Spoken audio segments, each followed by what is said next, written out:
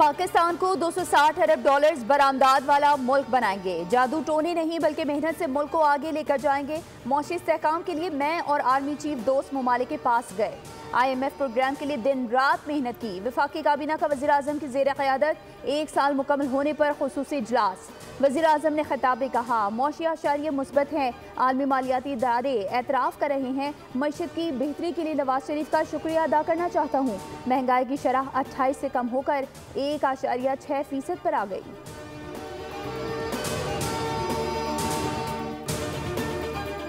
और IMF 6 माह की कारकर्दगी का जायजा ले रहा है। हमें बातचीत को आगे बढ़ाने के लिए जिद्दत को अपनाना होगा। वज़ीर ख़ज़ाना मोहम्मद औरंगज़ेब कहते हैं, मईशत बेहतरी की जानिब गामज़न है। आने वाले दिनों में पायदार तरक्की का हदफ हासिल करेंगे। आलमी मालियाती इदारे IMF के वफ़द की वज़ीर ख़ज़ाना मोहम्मद औरंगज़ेब से मुलाकात। वज़ीर ख़ज़ाना ने IMF को पाकिस्तान की मुआशी सूरत हाल और मुआशी इस्लाहात के एजेंडे पर ब्रीफ किया।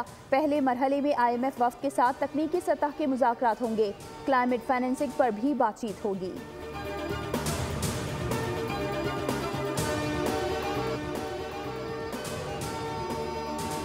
मुस्तफ़ा आमिर कत्ल केस मरकजी मुल्जिम अरमागान के जिस्मानी रिमांड में 6 रोज़ की तौसी, जेल भेज दिया गया। मुल्जिम शराज से अपना वकील तब्दील कर लिया। मुल्जिम की पैरवी अब वसीम गुल जदून एडवोकेट करेंगे।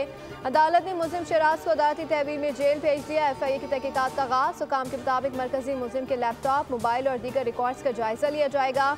Anti money laundering and counter financial terrorism wing भी तहकीकात करेगा।